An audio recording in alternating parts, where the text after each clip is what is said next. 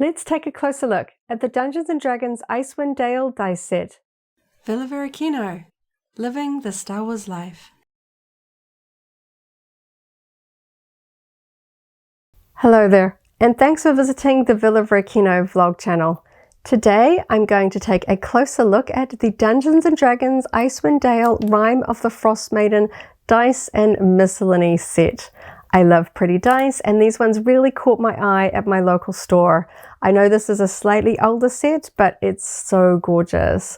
I love the glitter tones in it. They're a little bit hidden by the plastic, so I'm really keen to get them out and see how they roll under these lights. We'll take a closer look at the packaging before we do that though. We can see they are noted here as premium dice for the world's greatest role-playing game. Of course, Hasbro is going to consider that to be Dungeons & Dragons. We can see that this is technically for older collectors, I guess. The age is listed as 12+. These are pretty small dice, I guess. They're being a bit overcautious there. Just some pretty plain sides here. We've got the logo here on the top there. Plain side with a little sort of frost symbol there. And now on the back where we have the most information, we can see this really cool print behind it here. And it says, Ice Dice Baby, planning an expedition to Icewind Dale. Prepare for a cold reception by arming yourself with dice that bring the heat. And here we can list the components here. 11 dice, 2d20s, 1d12, 2d10s, 1d8, 4d6s, and 1d4. Player-friendly fold-out map of Icewind Dale and 10 towns. 10.5 inches by 17.75 inches. Durable felt-lined box that functions as 2 dice trays. Very keen to get a look at that. And 20 double-sided cards with descriptions and illustrations of characters and creatures one might encounter in Icewind Dale. So you can see that this is really a companion sort of accessory pack for that campaign. And I love the motifs here. I'm very keen to get stuck in and open it. Down the bottom, we just have the standard sort of copyright information for Dungeons & Dragons, Wizards of the Coast, and Hasbro. So that's that. Let's get stuck in and open it. Of course, shrink wrap can be a little bit of a fiddle, so I'm going to try and sort of cut through it here on the top corner. My scissors. I do like keeping the packaging for some of these things, so we'll see how well this all survives once I've got this plastic off. Okay, I got it in there. Quite tough. So I'm so keen to see what that dice tray looks like. You can't really see it in the box here, so I'm going to go in from the side. I thought this box was like cardboard under that shrink wrap. It's actually like clear plastic. That's kind of fun, and we can get our first look at this tray in here. Okay, get that plastic out of the way.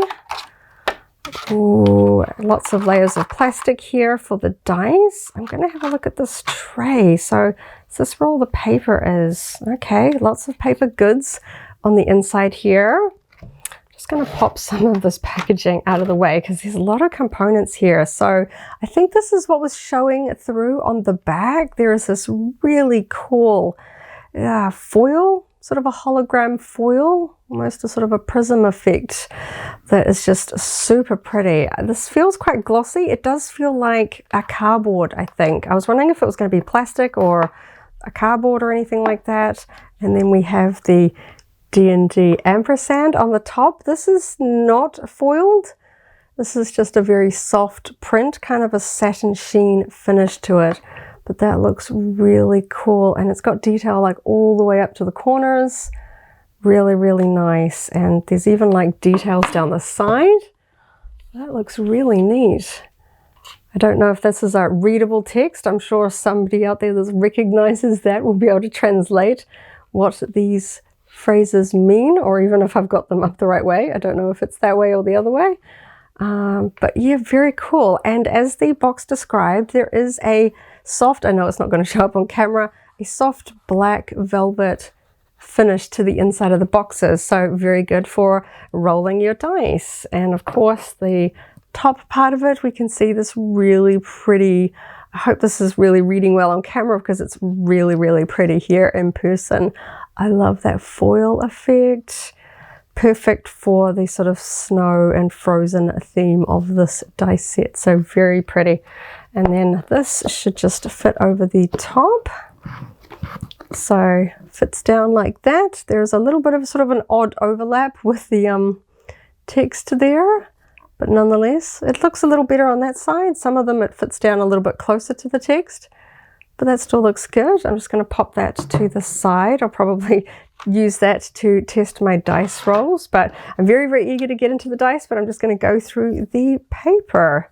So we've got, oh cool, starting out with some cool characters here, drizzed with a sort of just a very subtle snowflake pattern on the back. And we've got, this is a big map.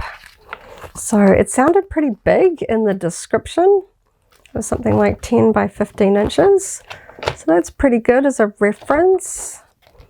Nice big map there. I can barely fit it on the screen. Lots of detail there. You can see all of the locations there. 10 towns. We've got Spine of the World. Very, very cool. A sea of moving ice there at the top. That's a fun little memento if you are playing that campaign. And we can see some of the other characters and creatures that we have. Oh, that one's really cool. And yeah, so we've got some really cool art and sort of the bios and details on the back. Cold Light Walker, the text on the back. So I'll have to cross-reference to see if much of this information is in the book, but it's kind of like spell cards, you know, sometimes just having these things in a small sort of one-piece sort of card or sort of pull-out can just be a little bit more fun during a campaign than flicking through your very big sort of source book. These look really nice. Oh, Snowy Owlbear. That's so cute. Very cool with the text on the back. Those are really, really cool. So those are really fun, and they do fit inside that box if you want to store them in there. Not sure where I'm going to store mine because I think I might use this for my dice because that just looks so pretty, and I like the fact that it is felt lined as well. So okay, now we are up to the dice. They're kind of balanced in this tray. So now at least some dice sets are very, very hard to get out of the packaging. These ones look like they're going to be very, very easy to get out. So I'm just going to grab all of them and put them in the tray just so I don't accidentally drop them everywhere. I can see the really pretty glitter effect is really starting to be obvious now that I've got them out of that plastic. So now we can take a look. And I know that it's really hard to get a sense of the glitter effects on camera versus in person. Glitter always looks pretty in person, but the depth in these, I like, they're kind of like a dark. I know a lot of sort of frosty snow themed dice seem to sort of take inspiration from some, shall we say, sort of Elsa from Frozen, where it's a very pale blue. Like the packaging of this one is really pale. I like that this is sort of like slightly darker. It's almost got sort of like a snowstorm, slightly sort of ominous dark blue to it. I think this is really cool. I like the style of the lettering. It's all in sort of like a dark silver, not a bright silver. It shows up a little bit brighter on camera. And we have dots here for the sixes to show that. I know they're showing up quite brightly on camera just because of the lights I've got here, but these are really, really pretty. And they feel really nice. They're not hard, they're not sharp pointed edges. Sharp pointed dice look really cool, but I do prefer the ones with a slightly softer edge. They're just a little bit easier to sort of hold. I like to sort of just roll my dice in my hands when I'm playing. I tend to sort of fidget with them because they are just really fun to hold. And I like that we've got, you know, more than the standard set, we've got, you know, extras here. We've got, you know, 4D6s there. So it's like a bigger than sort of the standard dice sets that you find in a lot of hobby stores. And I really like the colors in here. Really, really pretty. I hope this is just showcasing the depth of the colors. Sorry, I'm trying to look at them close up in person and then making sure that they're showing up well on camera as well. really, really pretty.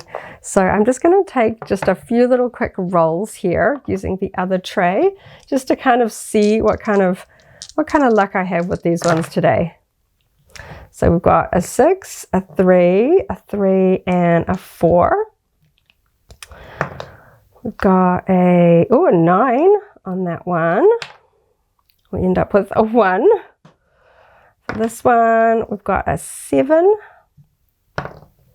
a 7, 10,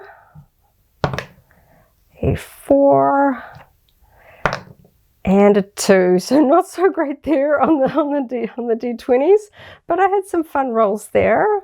I think they feel really fun. Oh, I got a 17 on that one. That one was better. And a 16 on that one. So yeah, these feel really, really nice, and I love the colors.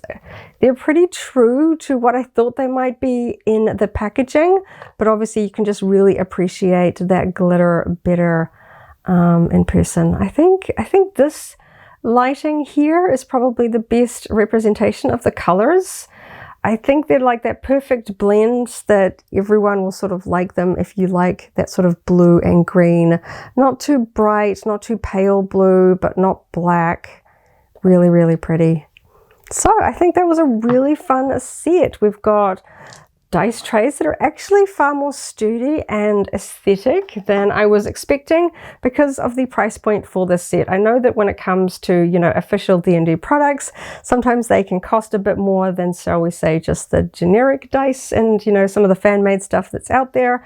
So I like the extra pieces to really sort of buff out this set. So I think the price point was really good and fair, and these are just so much more sturdier than I was expecting. I think they'll actually hold up for use and play as dice trays. So there you have it. That is the Rime of the Frostmaiden Dice and Miscellany set by Dungeons and Dragons. Let me know if you have played this campaign, if you think that this would be a good match for your campaign. It's definitely on my wish list. I've got a couple of campaigns that I am working my way through, but this one's definitely high up on my list, and I wanted to be prepared with some themed dice. So there, now I am all set for my campaign.